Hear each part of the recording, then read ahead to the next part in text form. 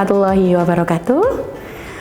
Alhamdulillahirabbil alamin, wassalatu wassalamu ala asrofil anbiya'i wal mursalin wa ala alihi wa sahbihi ajmain, amma ba'du.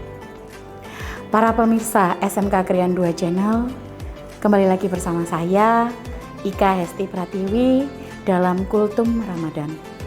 Tapi sebelumnya izinkan saya mengucapkan puji syukur dan alhamdulillah kehadirat Allah Subhanahu wa taala, di mana berkat rahmat Allah Subhanahu wa taala lah kita masih dapat bertemu lagi pada bulan Ramadan pada tahun ini dalam keadaan sehat walafiat tanpa kekurangan suatu apapun. Tak lupa pula ucapan sholawat terus terlantunkan kepada junjungan kita Nabi besar Muhammad SAW yang telah membimbing kita dari jalan kegelapan menuju jalan terang benderang melalui ajaran-ajarannya. Pemirsa SMK Krian 2 Channel yang budiman, pada kesempatan kali ini kita masih dapat menyongsong dan bertemu lagi pada bulan Ramadan, dan tentunya yang paling spesial pada bulan Ramadan ini adalah bulan yang paling mulia di antara bulan-bulan yang lainnya. Dan pada bulan yang paling mulia ini banyak sekali amalan-amalan yang dapat kita lakukan. Yang pertama amalan adalah tadarus Al-Quran. Tadarus Al-Quran adalah membaca Al-Quran yang dilaksanakan setelah ibadah sholat taraweh. Ketika kita mendengar lantunan Al-Quran yang sangat merdu di berbagai surau atau masjid, membuat hati kita sangat tenang. Tadarus Al-Quran akan memberikan banyak sekali pahala. Sangat disarankan juga untuk melakukan ibadah ini setiap 1 hari sekali, sehingga pas pada 30 hari bulan Ramadan selesai juga 30 juz Al-Quran atau khatam. Yang paling penting dilakukan secara rutin setiap hari. Sekali lagi dilakukan secara rutin setiap hari. Setidaknya dalam 1 hari itu menghabiskan 1 juz. Ibadah atau amalan yang kedua adalah sholat taraweh, di mana sholat tarawih ini hanya ada pada bulan Ramadan, tidak ada pada bulan-bulan yang lainnya. Ibadah ini termasuk sunnah, tetapi pahalanya sangat melimpah karena bisa membukakan pintu rezeki. Jadi amat disarankan untuk menjalankan sholat tarawih apabila memiliki waktu. Seperti yang kita ketahui bahwa normalnya sholat tarawih dijalankan sebanyak 23 rakaat atau 11 rakaat di beberapa tempat. Yang paling penting bukan seberapa banyak jumlah rakaatnya, tetapi kualitas dari ibadah yang dijalankan. Selama kita bisa menjalankan dengan baik, tidak ada masalah.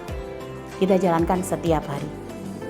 Beberapa orang tidak bisa menjalankan sholat tarawih di masjid atau musola karena ada beberapa kendala. Tapi tidak masalah jika sholat tarawih tersebut tetap dilaksanakan di rumah berjamaah dengan keluarga atau saudara-saudara. Pun tidak masalah jika sholat tarawih tidak berjamaah. Yang ketiga adalah sholat malam. Selain menjalankan sholat tarawih sebanyak 23 rakaat, ada satu lagi amalan yang bisa dilakukan pada malam bulan Ramadan, yakni sholat malam yang bisa dilakukan sebanyak 2 rakaat. Untuk itulah kenapa sangat disarankan agar tetap menjalankan sholat malam, khususnya pada sepertiga malam terakhir. Kita bisa bangun pada pukul 2, kemudian dilanjutkan sholat hingga pukul 3, kemudian dilanjutkan dengan sahur. Nah, sehingga akan sangat tidak berat ketika kita bangun untuk sholat malam.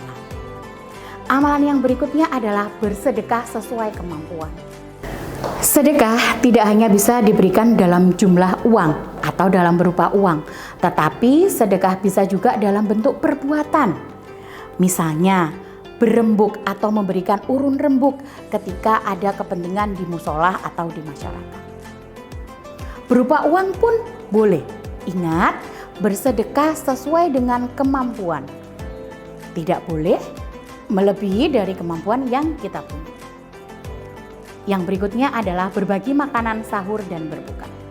Satu hal yang sering kali dilakukan oleh masyarakat ketika pada bulan Ramadan tiba adalah berbagi makanan kepada saudara-saudara kita.